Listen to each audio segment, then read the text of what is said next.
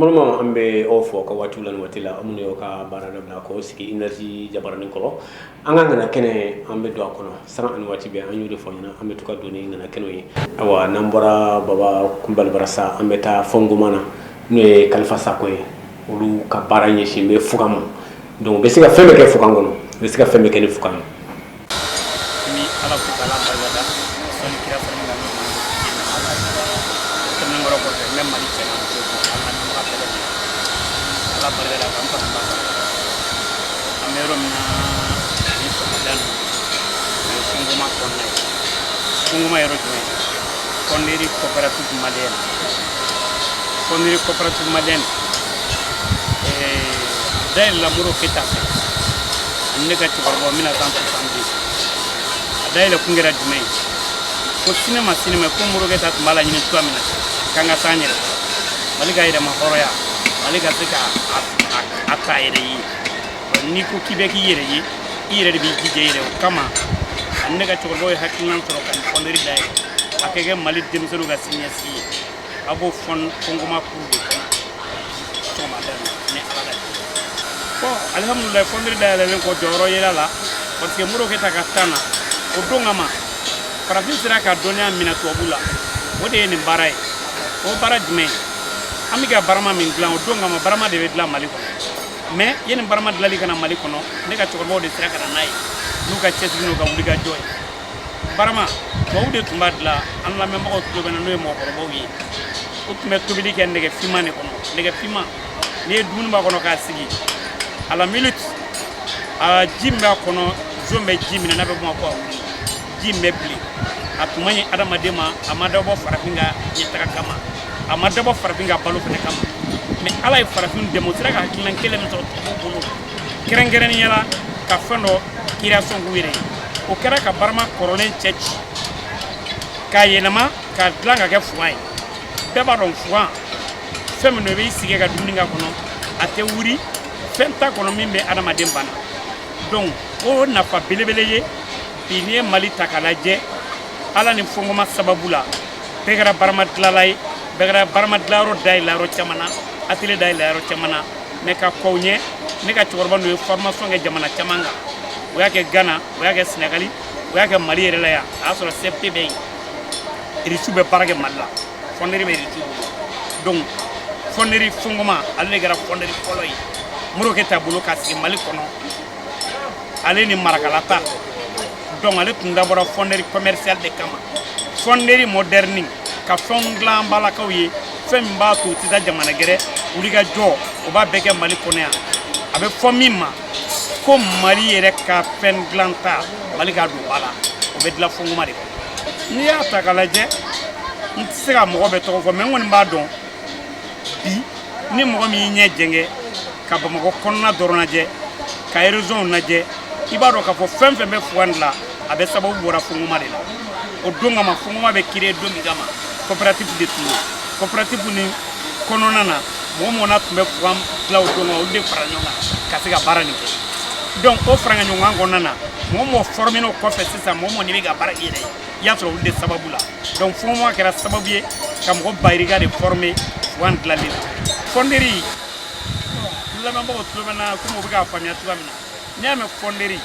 kan naga yili ka bama yila maga ge fenye femina be na panye yi kuma an fo la barma dladila donc ni be bara fo a fo la mine bodi fo bi ayele mana funguma ire yele mana potama bi ko chama ba kalama kalpa sa ko ga kalana ga research konnana kuma mina nan na fannu koro ale ka bara kera muye o e création jume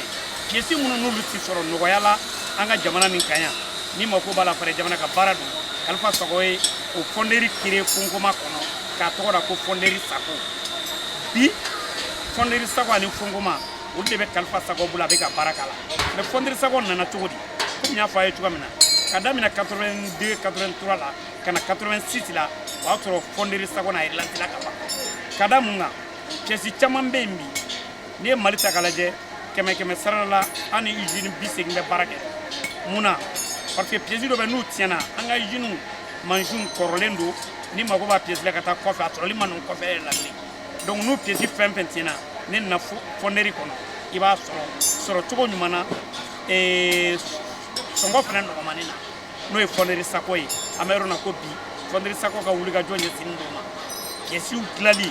ani an balakaw bɛ baara kɛ minɛn minnu na minɛn minnu n'olu tɛ yen n'u b'a fɛ k'o création kuraw kɛ minɛn minnu ɲɔgɔn ma dilan fɔlɔ u ka baara olu de ye misali la 2011 la Fonderie Sako a ye premier prix dɔ ta farafina ale de kɛra savon farafina ale de kɛra premier Fonderie bondakun kan ka d'a kan a ye création dɔ kɛ n'a bɛ f'o ma ko décortiquette de maïs kabakɔrɔna jigi Nations Unies olu ye concours gɛrɛba k'a kun a y'o fana participer à partir de la Nations Unies a invité Addis Abeba jamana 54 cɛla la tubabu jamana min tun b'a kɛnɛ kan n'a bɛ f'o ma ko français ka jamana maralen o dan tun ye jamana 4 ye sinon a tɔ bɛɛ tun ye anglophone de ye mais kamanagan b'a ko la o ye Kalifa Sako ɲininka Américain ye Kalifa Sako ɲininka ko mɔgɔ min sera ka nin ɲɔgɔnna ko b'a kɛ diɲɛ kɔnɔ mɔgɔ min sera ka fɛn dɔ implanter diɲɛ kɔnɔ yala Mali gouvernement sera ka mun de k'i ye dɛmɛna dɛmɛ min b'a to i bɛ se ka Mali dɛmɛ i bɛ se ka jamana gɛrɛ dɛmɛ parce que n'olu y'a jateminɛ ni dekun n'i y'a sigi Côte d'Ivoire ka sigi Ghana ka sigi Laginɛ ka sigi Sénégal ka sigi Burkina n'i y'a sigi kɛrɛfɛ jamana ninnu na a bɛ kɛ sababu ye ka Mali denmisɛnnin caman bɔ chômage la a bɛ kɛ sababu ye sababu min n'a bɛ farafinna dɛmɛ yala Mali bɛ ka wulikajɔ jumɛn kɛ mɔgɔ tɛ kɛ n gɛrɛ ye k'i yɛrɛ furu fara o don kama Kalifa Sako y'a jira kɛnɛ kan ko Mali bɛ wulikajɔ sugu bɛɛ la pour que ka chômage kɛlɛ chômage kɛlɛli ye jumɛn ye n'o ye Fonderie in don ba la sisan a ka ca Ala fɛ denmisɛnnin caman bɛ yen n'o tilara kalan na olu t'i sɛgɛn ye bilen u bɛna baara kɛ Fonderie in kɔnɔna na Sunkuma Fonderie Sako laɲini min b'a bolo bi ka ɲɛsin denmisɛnnin ma laɲini min b'a bolo bi ka ɲɛsin jamana ma o de ye nin ye ni Fonderie Sako yɛrɛ ye miiri n'o ye Kalifa Sako ye k'a fɔ ko diɲɛ don o don a bɛ fɔ ko mɔgɔ 100 nana ka bɔ tunga na mɔgɔ 200 nana ka bɔ tunga na k'a bɛ fɔ ko denmisɛnninw tatɔ Italie ou bien tatɔ Espagne ou bien tatɔ France k'u bɛ sa kɔgɔji la Kalifa Sako ye miiri est-ce que nafa bɛ nin na est-ce que tagalen ɲɛ maliyɛn yɛrɛ tɛna na ban est-ce que tagalen ɲɛ maliyɛn ka ɲɛtaga bɛ sabati Kalifa Sako ye tasi bila kɛ ka projet monter ka ci faamaw ma munna jamana ka wuli ka jɔ Modibo Keyita sera ka usine min dayɛlɛ jamana kɔnɔ jamana k'a ta ba la pour que denmisɛnninw ka chômage an ka jɛ k'an fanga fara ɲɔgɔn kan k'a kɛlɛ ka bɔ jamana kɔnɔ denmisɛnninw bɛ tɔɔrɔ min na vraiment an bɛ yɔrɔ na ko bi a kɛlen bɛ ka Kalifa Sako sɛgɛn ka s'a dan na k'a d'a kan Fonderie bɛ Mali kɔnɔ bi Fonderie in ka ca Fonderie Kalifa Sako kelen tɛ dɛ a kɛra sababu ye mɔgɔ mɔgɔ ka se k'a k'i yɛrɛ ye olu bɛ a ka baarakɛlaw ye Kalifa Sako yɛrɛ a faw ta kɔfɛ a sera ka mɔgɔ min former baara in na a yɛrɛ ka jateminɛ la o taara mɔgɔ 1000 ni kɔ la farafin dɔrɔn tɛ hali tubabuw b'a la munna tubabuw b'a la amadu b'a kalama tubabuw dɔw b'an fɛ yan o kɛlen bɛ ka entreprise dayɛlɛ mais baara kɛ minɛn minnu na a t'olu bɔra k'a sɔrɔ u fɛ yen ka na a ma nɔgɔ artisanali kundala Kalifa Sako ye wulikajɔ kɛ bateau hélice b'o la n'o ye bronze ye fɛn fɛn n'a ye bronze n'a bɛ dilan ni tubabuw ye babara k'a la Kalifa Sako b'o kɛ tubabuw yɛrɛ bɛna fɛ yan ni engine bɛ monter tasa la n'a bɛ fɔ a ma adumali mɔgɔw bɛ baara kɛ tasa min na Kalifa Sako ni chinois minnu tun bɛ Mali kɔnɔ yan n'u tun bɛ baara kɛ Segma la Kalifa Sako n'u de ye o création kɛ Mali kɔnɔ Kalifa Sako de kɛra sababu ye ka engine créer Mali kɔnɔ pour a ka se ka dilan Mali kɔnɔ Mali maliyɛn denmisɛnninw ka baara kɛ n'a ye atelier bɛ baara kɛ la bɛ a bɛ atelier 4 bɔ Ala ni Kalifa Sako sababu la wa atelier kelen kelen i b'a sɔrɔ mɔgɔ min b'a kɔnɔ o ye mɔgɔ 10 ni kɔ mɔgɔ 20 ni kɔ ye donc o kama wulikajɔ nin ma dabila fɔlɔ dɛ an ka wulikajɔ an b'a la de fo fini bɔ fo nɛrɛ bɔ ka da kan mɔgɔ fa jamana tɛ se ka bɔ nɔgɔ la n'i yɛrɛ ma i ka wulikajɔ kɛ misali a mankan caman bɛ jamana kɔnɔ bi mais n'i ye mankan ninnu ta k'a lajɛ a bɛ yɔrɔ kelen de ye an tɛ se an yɛrɛ kɔrɔ de an banna an yɛrɛ ye fɛnɛ parce que n'an y'an sigi ko k'a minɛ minɛli nin dan b'a la mɔgɔ min bɛ k'i so i y'a ka jɔn ne ye an dun tɛ jɔnya fɛ an b'a fɛ Modibo Keyita ye Fonderie sigi de ko Mali ka s'a yɛrɛ kɔrɔ wa Fonderie ka hami o de ye bi Kalifa Sako a tɛ su sɔrɔ a tɛ tile sunɔgɔ an ka s'an yɛrɛ kɔrɔ minɛnw na minɛn minnu n'u bɛ taa ta jamana gɛrɛ olu ka taa minɛ Mali kɔnɔ ten misali la ni ye commerce ta k'a lajɛ i bɛ taa minɛn ta Dubaï 1,500,000 donc i bɛna feere yan nɔ n'i ye 1,600,000 sɔrɔ i bɛ se ka taa ni 1,500,000 ni 1,50,000 de ye tuguni donc e ka minɛ wari bɛɛ de bɛ to jamana gɛrɛ e ta ye tɔ minɛ de ye yan mais Kalifa Sako ko k'o ka kɛlɛ ka bɔ jamana kɔnɔ jamana gɛrɛ mɔgɔw kana minɛn ta an fɛnɛ fɛ yan donc a tun ka to an fɛ yan ala an ka pousse-pousse-tigiw katakatanintigiw sotaramatigiw olu bɛɛ b'a bénéficier ani baarakɛdenw donc n'i y'a ta k'a lajɛ an bɛ yɔrɔ na ko bi gɛlɛya dɔ bɛ Mali kɔnɔ n'o ye kalanbaliya ye aw yɛrɛ ɲɛ bɛ ekɔlidenw na ne ekɔli ɲagamina tan denmisɛnnin mɔgɔ 10 ni kɔ de bɛna ne fɛ yan u bɛna formation kɛ a kun ye mun ye sinima n'u ma ɲɛ dɔ sɔrɔ u bɛ ɲɛ dɔ sɔrɔ n'u bɛ ka métier kalan alhamdulilayi u ko na métier sɔrɔ parce que u b'o baara nin fɛnɛ kɛ u bɛ buruburu ni min sɔrɔ u bɛ t'o d'u somɔgɔw ma donc Kalifa Sago ka hami ye jamana jɔ de ye n bɛ min kɔni wele bila jamana kɔnɔ mɔgɔw ma ani jamana ɲɛmaaw ma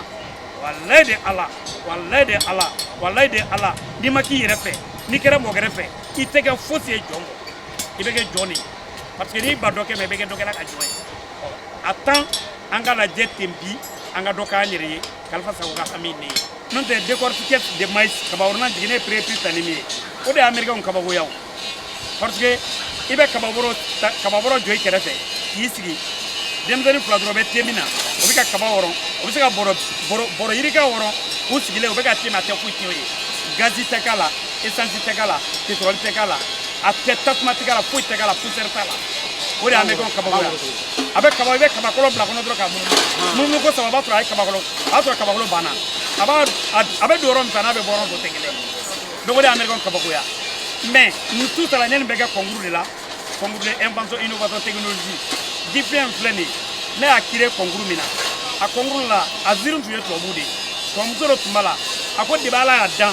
a ma deli ka nin fiɲɛ modèle ye a ɲɛ la parce que mun na a ka kɛ fɛn ye fɛn min n'a bɛ ji dilan o ye tiɲɛ ye mais ka kɛ fɛn a bɛ sigi so kɔnɔ walima a bɛ bila i ka salon kɔnɔ a b'i ka salon pare i ka ji tɛ nɔgɔ i ka ji bɛ dilan ka ɲɛ i ka ji sumalen don a kabako y'ale minɛ mais kabakoya tɛ an ka mɔgɔw la o